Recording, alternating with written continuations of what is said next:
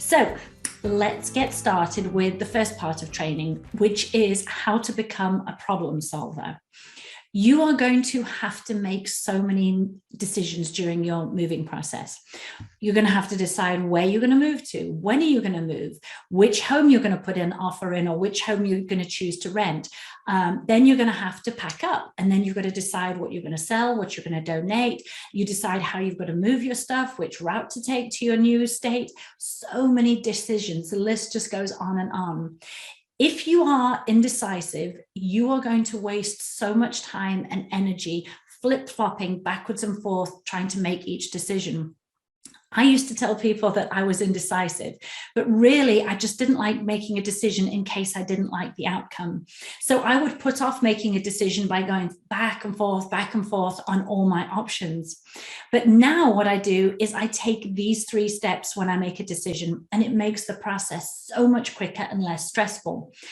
The first thing that I do when I make a decision, and I recommend you do too, is set a date or a time when you're going to make that decision by.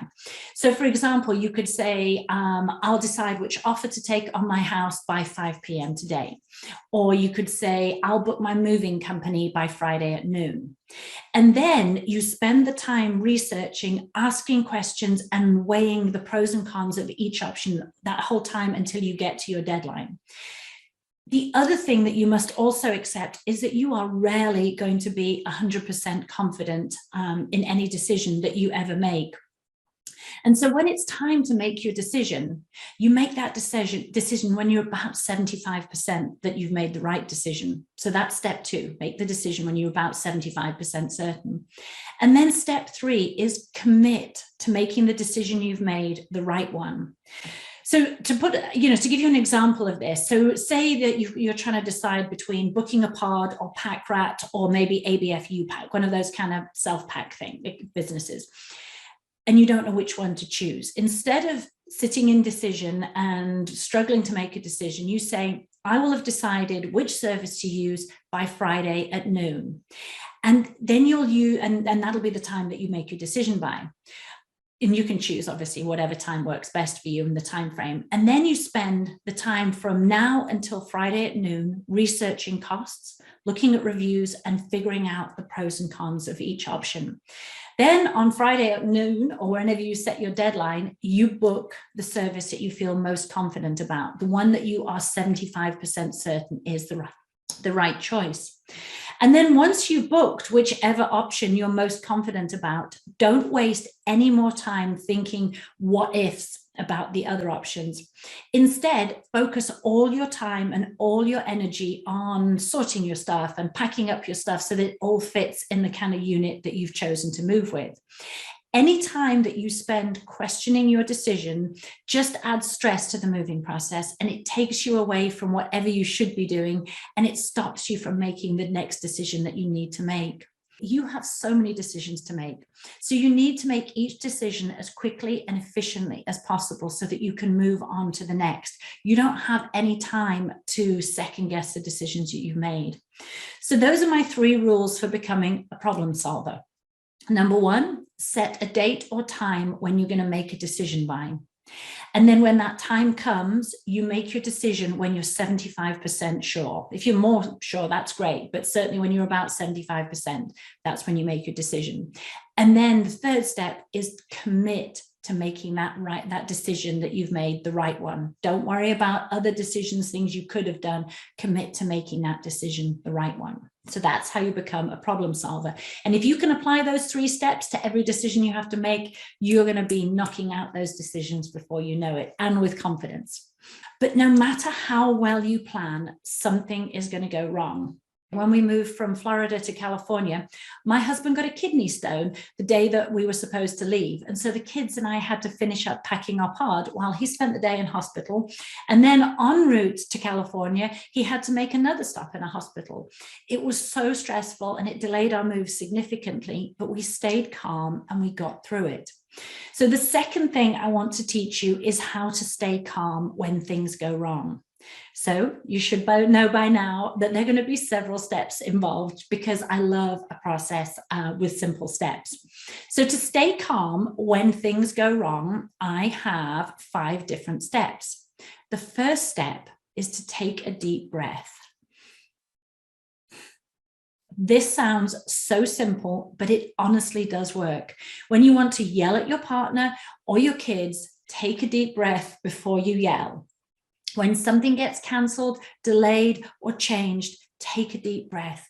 It just gives you a moment to pause, and then you may still decide to yell, but just taking that moment of pause, you may not yell quite as much or for quite as long. And most of the time, when you're aware of it, you take a pause, and then step 2, you ask yourself, can I deal with this issue or this problem tomorrow? If the answer is yes, then it's really not a big deal. Yes, it's incredibly frustrating if your moving truck gets delayed, or if your utilities get shut off before you've left and you have to do your final pack in the dark, which is what happened to us when we just left California.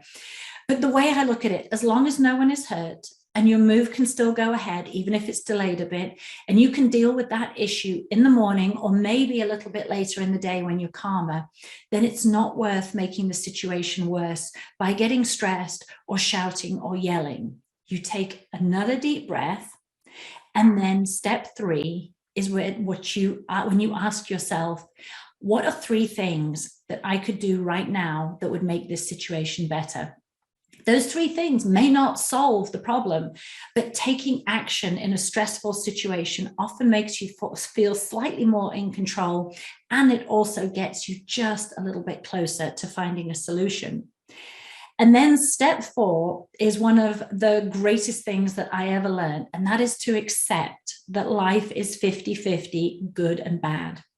No matter who you are, no matter how rich you are or poor you are, famous you are, or anything about your life, everybody has good days and bad days. Now, rich people may have different problems from us. It may be that the pilot for their private jet quit, whereas poor people, worry about things like new tires for their car.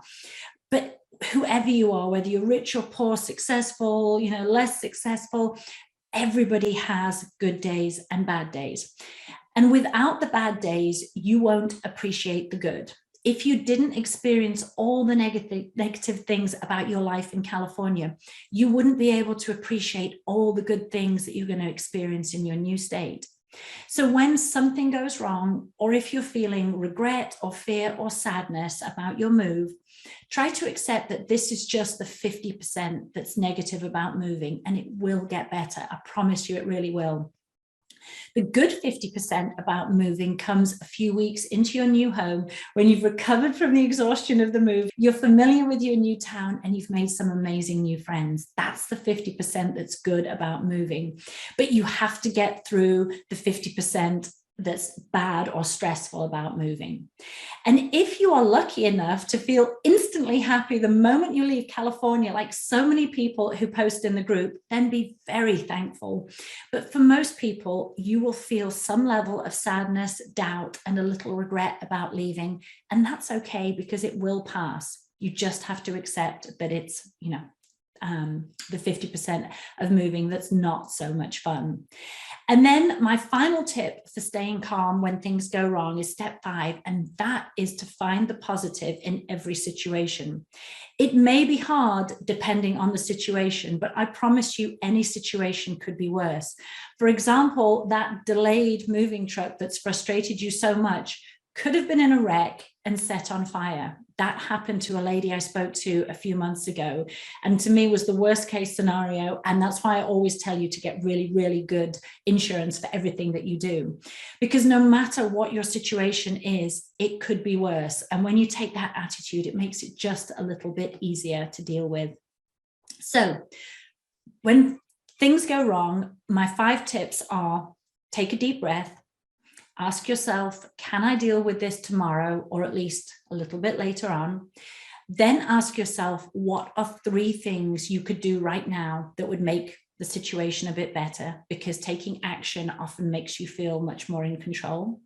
Step 4 is understanding that life is always 50-50, good or bad. So if you're feeling down or a little bit sad, it's just the bad 50%, and you will soon get to that good 50%. And then step 5 is find the positive in every situation, because it could always be worse.